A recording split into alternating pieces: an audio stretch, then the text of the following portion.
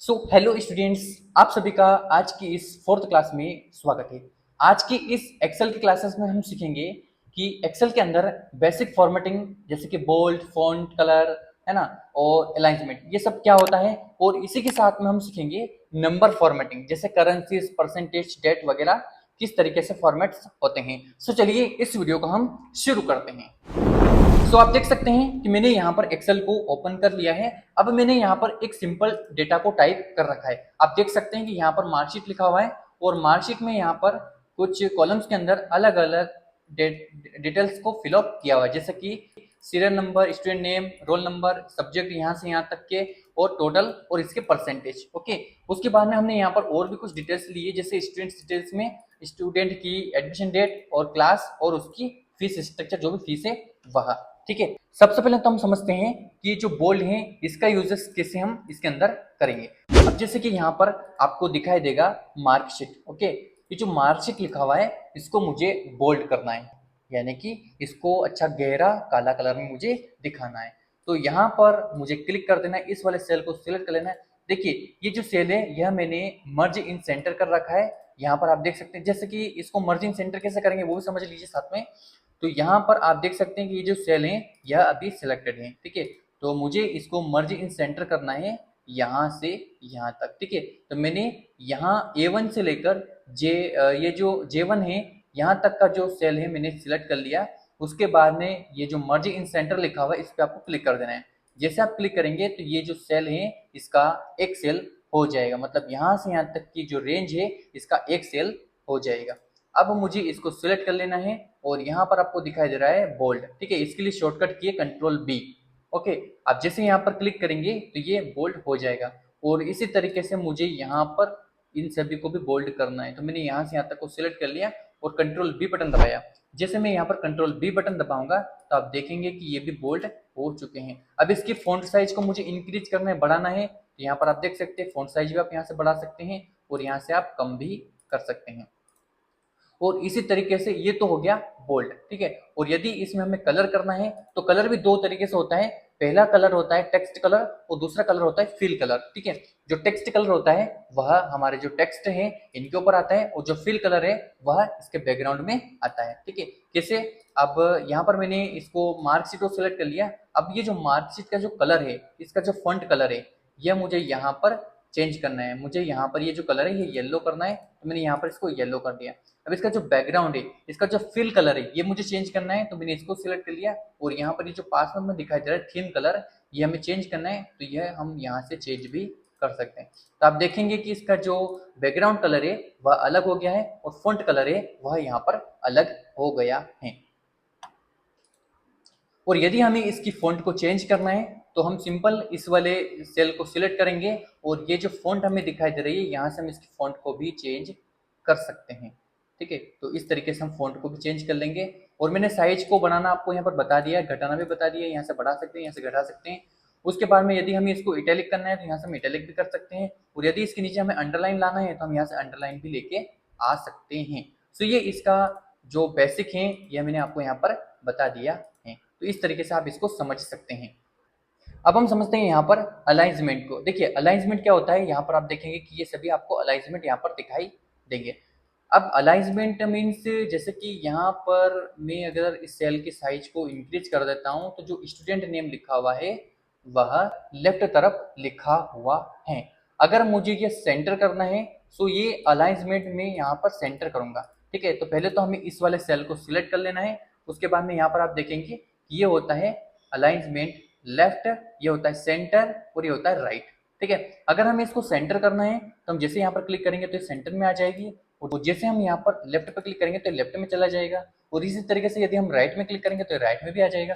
तो इस तरीके से आप अलाइनमेंट को लेफ्ट, राइट और सेंटर भी कर सकते हैं। और अब हम समझते हैं इसी में कि ये होता है अलाइनमेंट टॉप और ये होता है अलाइनमेंट मिडिल और ये होता है अलाइनमेंट बॉटम। अब ये कैसे काम करता है, मान लो कि यहाँ पर तो अभी आपने ये जो कॉलम है इसकी जो साइज है ये बढ़ाई थी। ठीक है, यदि हम यहाँ पर रो की भी साइज को बढ़ा देते हैं, मान लीजिए कि मैंने यहाँ पर रो की भी साइज को इंक्रीज कर दिया, अभी हमारा जो सेल है वह इतना बड़ा हमें यहाँ पर दिखाई दे रहा है। अब मान लीजिए कि इसके अंदर मैं किसी का नाम लिख देता हूँ, जैसे कि मैंने यहाँ पर अमन का जो नाम है वह अमन लिखा, ठीक है।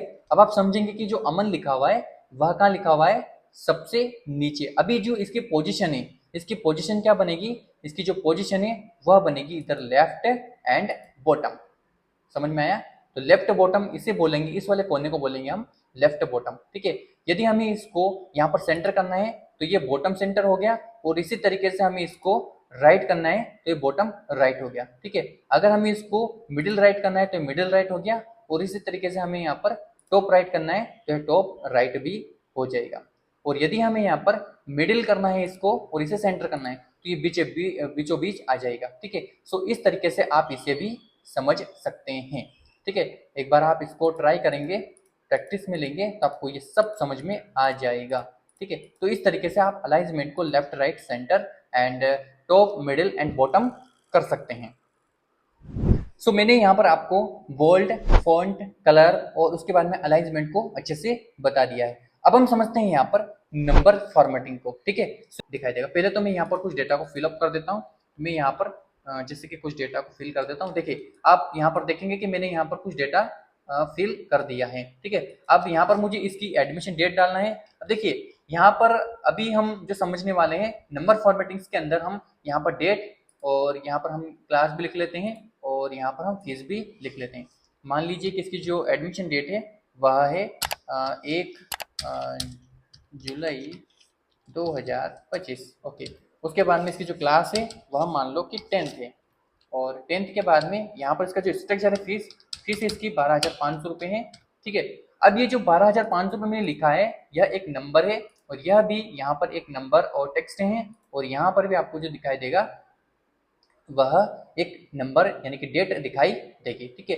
तो इसी एक्सेल ने ऑलरेडी पहचान लिया है कि यह एक डेट है। अब हम समझेंगे, सबसे पहले हम समझते हैं यहाँ पर करेंसीज को। करेंसीज यानी कि रुपीस को, या फिर यदि किसी अदर कंट्रीज के लिए जो डॉलर्स वगैरह होते हैं उसकी करेंसीज को हम समझेंगे, ठीक है। अब यहाँ पर आप देख सकते हैं कि यहाँ पर सिर्फ एक नंबर हमें यहाँ पर दिखाई दे रहा है, जैसे 12,500, यहाँ पर 12,500 जो कि नंबर्स यहाँ पर शो हो रहे हैं। इसको हमें करेंसीज में दिखाना है, सो हम इंडियन रुपीस में इसको कैसे दिखाएंगे। सो इसके लिए हमें यहाँ पर क्या करना पड़ेगा, नंबर्स में या फिर जनरल्स में आना है, और इसके हमें मोर नंबर फॉर्मेट्स पे आ जाना है, ठीक है। अभी हम इसमें क्या करना चाहते हैं, तो हम करेंसी दिखाना चाहते हैं, तो करेंसी पाएंगे, और यहाँ पर सिंबल्स को हम सिलेक्ट करेंगे इंडिया वाले को, यानी कि इंडिया के लिए हम हिंदी को सिलेक्ट करेंगे। हिंदी हिंदी हिंदी हिंदी, हाँ ठीक है। थोड़ा नीचे आएंगे और यहाँ पर हमें रुपीस का साइन दिखाई देगा, और हिंदी हमें यहाँ पर दिखाई देगी, ठीक है। आप देख सकते हैं ये आ गया, ठीक है। तो यहाँ पर जो फॉर्मेटिंग्स होगी वह होगी 12,500 रुपये, कुछ इस तरीके से हमें यहाँ पर दिखाई देगा। हमें डेसिमल प्लेसेस कितने चाहिए, यानी कि दशमलव के बाद में हमें कितने जीरो चाहिए, तो वो यहाँ पर हम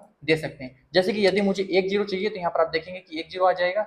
हम यहाँ पर 2 जीरो चाहिए तो यहाँ पर 2 जीरो आ जाएगी, और यहाँ पर यदि हमें 3 जीरो चाहिए तो 3 जीरो भी आ जाएगी। अभी हमें यहाँ पर 2 जीरो चाहिए, क्यों चाहिए 2 जीरो, क्योंकि यहाँ पर 99 रुपीस के बाद में 1 रुपया आता है, ओके। क्योंकि दशमलव के बाद में हम यहाँ पर सिर्फ 99 रुपीस ही लिख सकते हैं, ओके। उसके बाद में 1 रुपये हो जाता है, तो यहाँ पर हम 2 डेसिमल प्लेसेस देंगे और ओके कर देंगे। तो यहाँ पर आप देखेंगे कि दशमलव के बाद में 2 जीरो भी आ जाएगी, और यहाँ पर यह रुपीस के साइन में आ जाएगा, जैसे कि अब लिखा हुआ है यहाँ पर 12,500 रुपये मात्र, ठीक है। सो ये इस तरीके से इसका यूजेस किया जाता है। अब हम समझते हैं यहाँ पर परसेंटेज को। अब देखिए, परसेंटेज किस तरीके से यहाँ पर एक्सेल के अंदर दिखाई देता है। यहाँ पर अगर मैं 1 टाइप कर देता हूँ तो ये अपने आप में 100%, ये इनपुट वैल्यू यहाँ पर 1 दिखाई दे रही है, लेकिन ये परसेंटेज में अगर हम इसको कन्वर्ट करेंगे तो ये यहाँ पर कितना हो जाएगा, 100% हो जाएगा, ठीक है। तो आप देखेंगे कि ये 100% हो चुका है।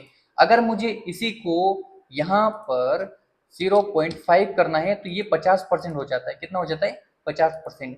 यानी कि जो एक्सेल के अंदर आप जो डेटा भी इनपुट करेंगे, जैसे कि मैं यहाँ पर 1 टाइप करूंगा तो ये 100% रहेगा, और यहाँ पर यदि मैं 0.5 करूंगा तो यह 50% होगा, ठीक है। सो यहाँ पर हम एग्जाम्पल्स के थ्रू ये समझते हैं कि यहाँ पर ये जो टोटल फीस दे रखी है इसका 10% क्या है, एडमिशन फीस है, ठीक है। इसका जो 10% है वह एडमिशन फीस है।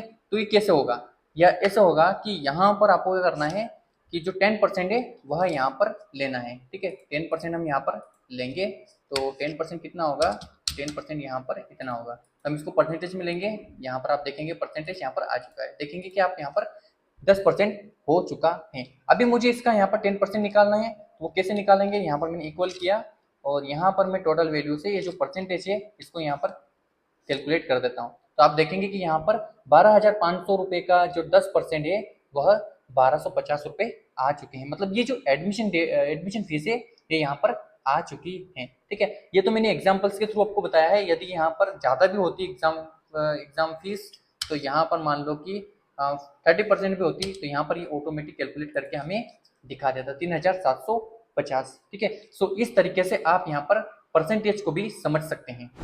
अब हम समझते हैं यहाँ पर डेट की फॉर्मेटिंग को। अब देख सकते हैं कि यहाँ पर मैंने डेट लिखी हुई है, तो एक्सेल ने ऑलरेडी इसको पहचान लिया है कि यह एक डेट के फॉर्मेट में है, और यहाँ से हम इसका फॉर्मेट को चेंज भी कर सकते हैं। हम जैसे यहाँ पर आएंगे तो यहाँ पर हम किस टाइप से डेट को दिखाना चाहते हैं, फिर देखना चाहते हैं, तो हम यहाँ पर भी दे सकते हैं।